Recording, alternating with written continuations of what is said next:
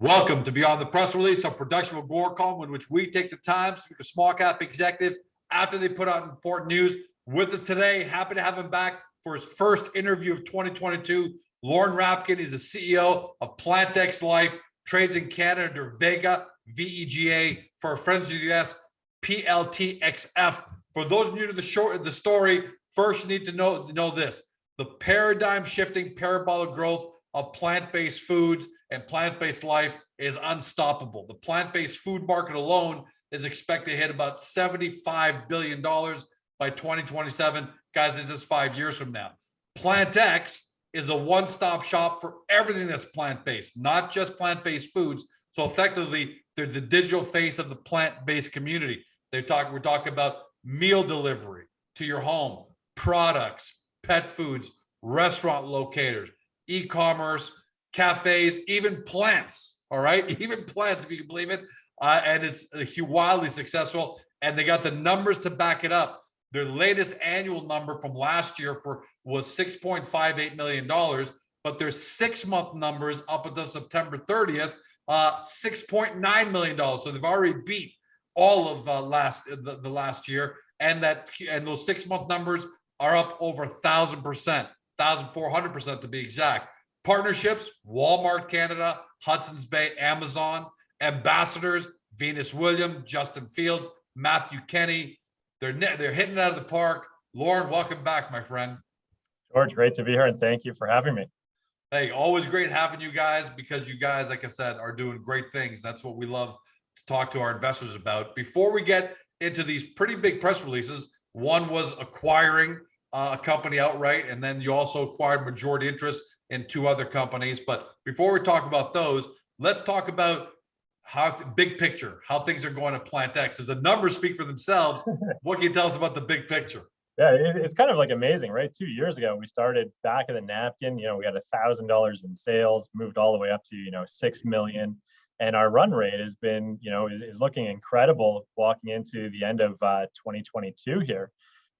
We've obviously partnered with some great people to get us to this point, but what we've done when people were off on holidays in December and early January, we looked at a lot of our verticals, probably all of our verticals, and really dialed into making them leaner and greater from a profitability standpoint, because that's really our goal right now. We have a great top line, we have great forecasts in terms of our revenue generation, but now it's all about turning these verticals into profitability centers. So that's where our focus has been, in December, early January, and we've seen some great results as of today, and that's what we're continually working on. And I say, like, a lot of people were off in December, but we were working hard and making sure that the company has a great path forward.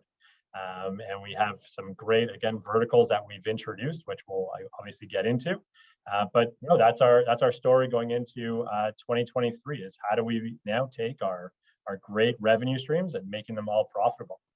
Would it be safe to assume to say that PlantX, I think we can say this almost every week, but is the strongest position it's ever been? All lights are green and you're cleared for takeoff, basically? Absolutely. I keep on saying to everyone, we just need a runway now to prove the concept. We've, with our acquisitions over the past 18 months, have really allowed us to get into pretty much every aspect to what you were saying earlier in the introduction in the plant-based industry. We're not just that, one product or that one, that one type of plant-based meal that is out there right now. We offer pretty much everything to do with plants, and plants itself has been a big business of ours, and we've taken that to the next level. We started with an acquisition probably over a year ago in the UK, where we had a subscription-based model of plants.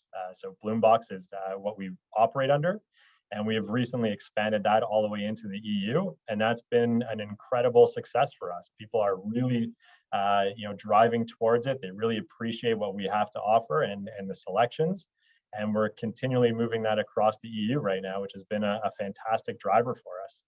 And a big thing for Agoracom is third-party validation. So it's great what you're saying, but then you back it up with the fact that you got partnerships with Walmart Canada, Hudson's Bay, Amazon, right? You don't get partnerships like that unless you've really passed the test and they want you to be a part. Otherwise, you just don't get in the door. Credibility is not even an issue for you guys. No, it was actually like in December, we opened our first two physical locations within Hudson's Bay. So at Toronto, at Yorkdale, and Rideau in Ottawa.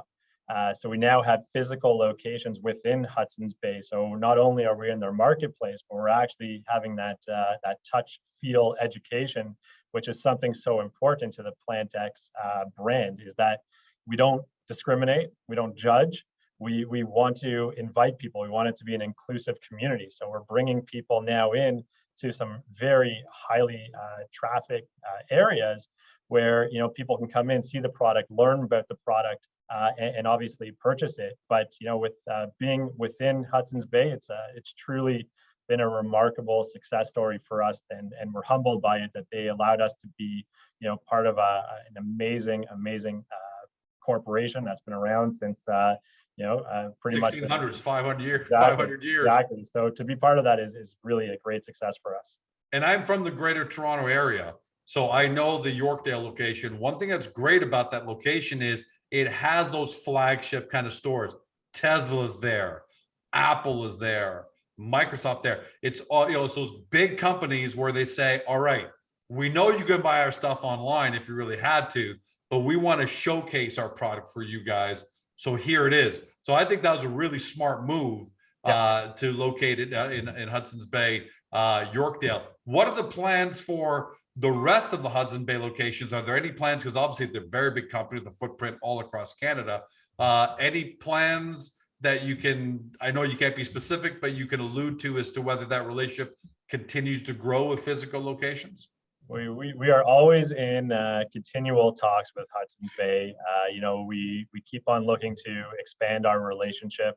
I think we're being strategic in terms of how quickly we roll out to ensure that we do provide the right balance of service and quality, that we don't go too quick, too fast, and then obviously the product deteriorates in terms of like how much we can control and allow the customer to really enjoy the experience. So we're definitely continuing talking with them to see where or when the next rollout will be, or maybe just in a different capacity altogether. So let's talk about, that's the partnership side, and specifically you had news about the Hudson's Bay partnerships. That's what we talked about that there. Let's head over to acquisitions and majority interest. So the first one is the acquisition of Peter Ruby. $7 million run rate, which is fantastic. Why'd you make that acquisition? Let us know about what the strategic value is there, and how you guys going to help that business grow even further by bringing them into the PlantX fold. Right. So, I think the big question is, people always ask, why brick and mortar when you're an e-commerce business? We have a great platform to offer, anything plant related through our e-commerce platforms. So now, why brick and mortar? Why Peter Ruby? Well, Peter Ruby is situated in Chicago, likely one of the largest cities in the United States, giving us access to the entire eastern, coast of or eastern seaboard of the United States. So it's really a distribution channel in a sense for us. So we saw great opportunity in terms of having brick and mortar in Chicago, where there was a great run rate, great profitability of 2 stores, one in Uptown, one in Downtown. Our Uptown location is actually situated in a mixed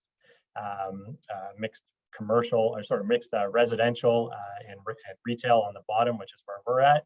So we have a dedicated customer base that 700 units above us, but also in a very high up and coming area. So we do have great revenue streams from Peter Ruby in both your customers are right on top of you.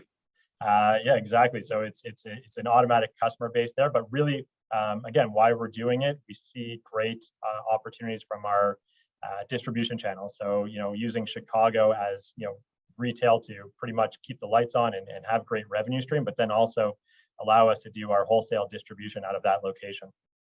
And I applaud again your physical location strategy, because it would be so easy just to revert to e-commerce and say, you can order it, we'll ship it to you in a couple of days, you get a big box, you get a week worth of food or product or whatever it is you want. But I think physical location, no matter what, even though we're digital, I'm a digital guy more than anybody. a physical location is just so smart, especially for brand new, I shouldn't say brand new, but for a category that's really making its way into the mainstream now, which Yeah. is plant-based foods and plant-based products. Giving customers a chance to walk in, feel, touch, ask, educate. Do you guys feel that, these acquisitions, you can help them actually grow beyond their $7 million in revenue run rate because you can add more product, more education tools, and just more to the mix? A- Absolutely. That's the goal, right? Like through our synergies, our partners, our suppliers, right? Once we have those economies of scale, we can definitely bring new products, new offerings, like our juice company, Little West, right? Where we can now take that juice, which is, maybe just concentrated on the West Coast, and move that over to Central and Eastern US and into Yeah. Canada.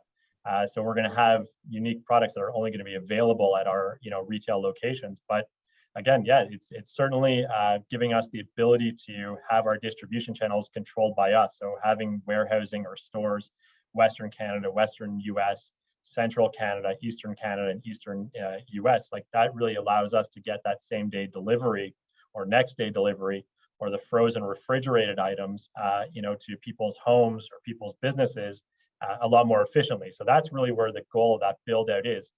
Not just to say, oh, we have brick and mortar, we have a restaurant, we have a cafe. No, it's really acting as a multi-purpose platform for us where we can distribute on a way more efficient level. Yeah, and really smart, because otherwise you'd have to go get storage, fulfillment, distribution services anyways. This way you get it inside of an acquisition.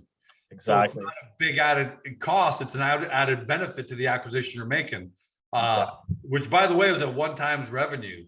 I think that was how did you guys manage to make an acquisition for one times revenue? Yeah. So in a period, Confidence in Plant X, where George Com Food says, I'm okay with a lower valuation because I think Plant X is just going to grow and grow for years. So I'll get that multiple when my stock cashes out. right. And I think you hit it right on, right? Like, it's very difficult in a period in, late November, December of 21 to get an acquisition, below a multiple. So we were really fortunate to, really educate the sellers and show them the real upside by partnering and letting us acquire them. Because what we were able to scale, or what we're able to deliver on, is definitely going to allow them to capitalize, in years to come versus what they were currently running at. And we found a really good opportunity. They were looking for the next ability to build out, and we just happened to be in the right place, right time. Yeah, perfect marriage. Love it. The other one is not an outright acquisition, but close enough. You acquired majority interest in A Coffee and Portfolio Company. And Portfolio Coffee. What I love about these is you're not just going to sell these products; you're actually going to use them, kind of what you just talked about a minute ago. So you're really putting your money where your mouth is by saying, "Hey, these companies are so great, the products are so great. We're going to incorporate them into all our stores." Yeah, this acquisition was something that I was really passionate about, because everybody is a coffee drinker to some extent, or at least the vast majority of the population is a coffee drinker, and people really appreciate a good cup of coffee. So the fact is that we found this great opportunity to take 51% or acquire 51%. And these the sellers are really going to allow us to enhance our offering in terms of our e-commerce delivery subscription model of coffee beans, which happen to be fantastic in the delivery and the taste. The packaging is exceptional, but to your point, it's going to be available within our stores. The sellers, so our partners there, they're going to work on helping us build out our cafes at our brick and mortar. But then they also have their own pipeline in terms of their sales, where they help other retailers, other cafes design an amazing experience for new cafes. But again, it's really just an introduction to allow us to get that subscription based of the coffee beans, which are roasted to perfection. We have 3 experts in their field. They are so passionate about coffee, and it's just a delight to be associated with them. The cross marketing that I keep seeing with every acquisition it just really excites me. I mean, it makes so much sense too. You're not just stuffing anything into each company and hoping that you'll just get incremental sales. Real complementary, real strong. And going back to my point earlier, especially because we're still in the early stages of mass adoption, even though it's happening. Someone like me might walk in and say, well, I don't really want the sandwiches or the meals or the snacks, but I want that coffee. Right. So you're giving your customers more and more reason to keep coming back. Do you think that, I'm almost starting to see a mini Starbucks starting to grow, and I know we're a long way off from that, but is that the plan at the end of the day, that you provide that cafe experience also, so that if I'm adopted the PlantX lifestyle at home, I can also experience it on the road when I want to go out with my friends or my wife? That's it. And our marketing team has a couple of tricks up their sleeve here in terms of how we are going to be positioning this coffee brand under the X market. And that's going to be rolled out in the coming months. And I think we're all super excited to see it. We definitely have a different spin on how that experience is going to look and how people are going to be attracted to it. So, in the months to come, definitely excited for people to see it. And, it will be fully visible because, again, our brick and mortar locations throughout Canada, the US, are really going to be able to highlight that. Yeah, at some point it's going to be really great to, when you come back on, we'll actually have some short video or photo, because we want people, a lot of people don't live in the cities where you're going to have your physical location. So let's show it to them. So I can't wait. Maybe on the next one we do that. And the beautiful part is, right, we're e-commerce. We'll just deliver it to you. Yeah. And you've got all corners handled. I think that's phenomenal. Is M&A going to continue to be a major part of your growth, or because there is a bit of a you can't just acquire a different company every week, right? Because you have to be able to adopt and do all that. But do you see M&A starting to continue to be a strong part of the company's growth? We're always looking for good opportunities. So we'll never turn away a positioning if we see great synergy or great opportunity for at the end of the day our customers, if they can benefit from it.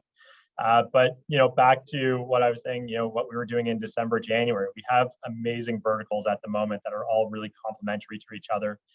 We see amazing synergies, and we're really looking to build on what we currently have, turn them more into the profit centers at every level.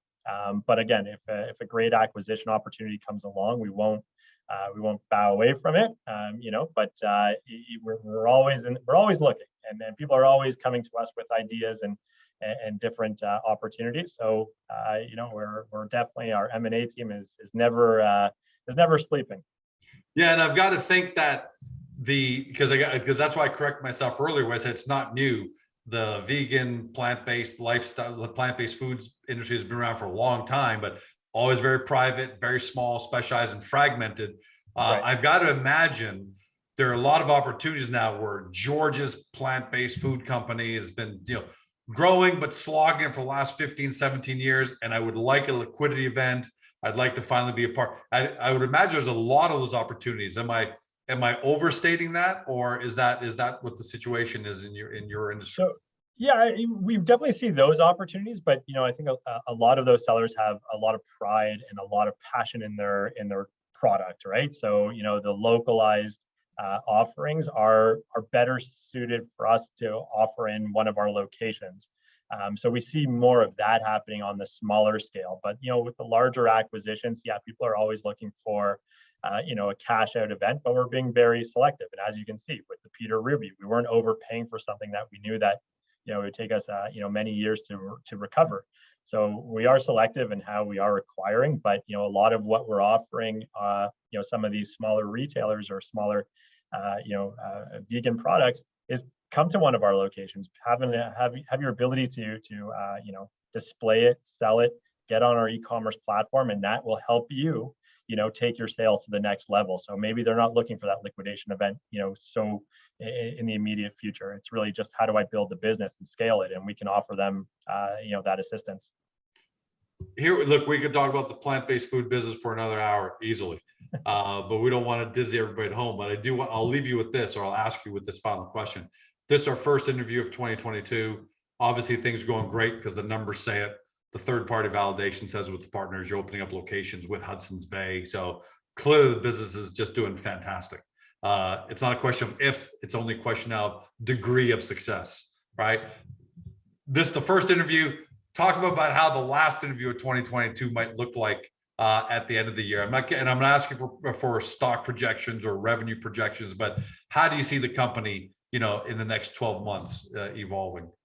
Yeah, so I think we're going to definitely surprise a lot of people in terms of our growth, and we've built out a lot of our verticals to expand to different parts of the world, and that's only going to allow us to keep on increasing the revenue.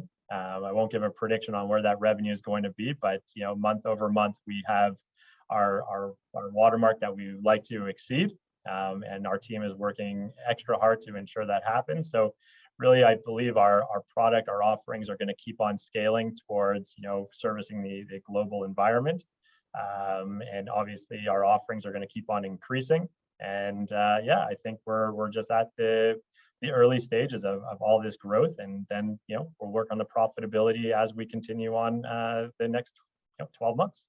And if it was just those fundamentals alone, you got the making us a great growth story, no doubt. But on top of that, I'm just going to throw in my own personal opinion here. You've also got the tailwind coming in that there's a paradigm shift going on, that people are shifting their food habits. You're not just another hamburger store to say, all right, we're going to sell hamburgers a little different way. We're going to try and carve out a piece of the pie and make a decent amount of money.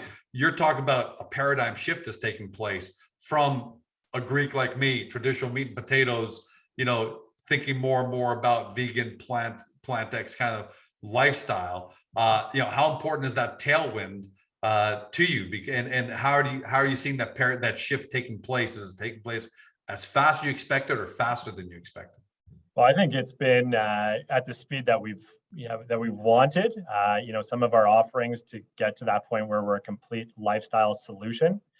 Those are going to be rolled out in the coming months. So that's why I say a lot of our top line growth is going to continue to grow, in the coming months, because we will have some new offerings that are going to come and attract people that are not just interested in the food, but they're interested in the community that we've built over the past, 2 years, almost 2 years. Lauren, thanks for joining us today. Congratulations on the company's success to date. Can't wait to see the Q3 numbers come out and then the full year come out, which that's going to be really exciting. But for today, congratulations on more great news, the expansion of your relationship with Hudson's Bay, the acquisitions, and everything that's taking place. As a shareholder myself, I'm excited. I think I speak on behalf of all shareholders where I say, keep building this amazing business, because no matter what's happened in the small cap space over the last 6 months, we've seen that in the NASDAQ. Risk is off. We're in a risk off environment, but at the end of the day, we're all in it to find the next great companies, and you guys seem like you're just on your path there. We keep our head down, work hard, and hopefully we will see great results in the coming months.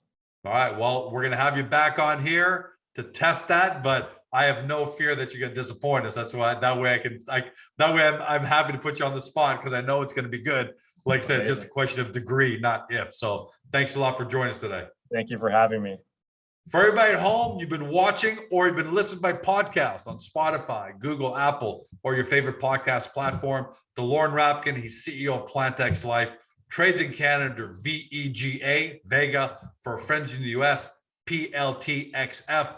Now your chance here is to do the due diligence. 2 things to do. First, get to the company's profile page in Agoracom. We've got a great 1,000-foot view of the company, because as you can imagine, it's got so many moving parts. It's got e-commerce, it's got physical locations, it's got M&A, it's got different products, different verticals. There's a lot going on. So we've got that nicely summarized for you. And then when you've got that full understanding, boom, head over to the Plant-Ex website, do your deep dive due diligence. And remember, the best due diligence you can probably do is order some product. Nothing better you can do than order product, because if you end up loving the product, then the chances are that's going to be the ultimate due diligence. Thanks for joining us. Have a great day. See you next time. Hey guys, the video's over, but don't forget to help your company by liking it and even leaving a comment below. And then don't forget to help yourself by subscribing to our YouTube channel so you never miss another great Agoracom small cap video.